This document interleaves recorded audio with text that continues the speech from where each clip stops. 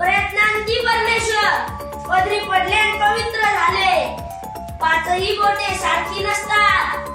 P हळद हो गुरी बळी तो कान बळी बुट्ट्याचा पाय भला रोज मरे त्याला कोण रडे.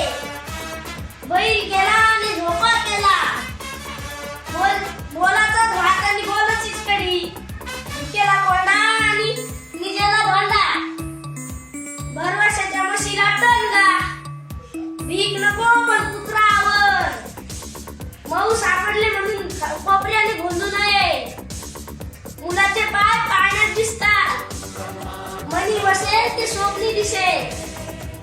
वस्त्रात नगडी गाय शहाणी रात्र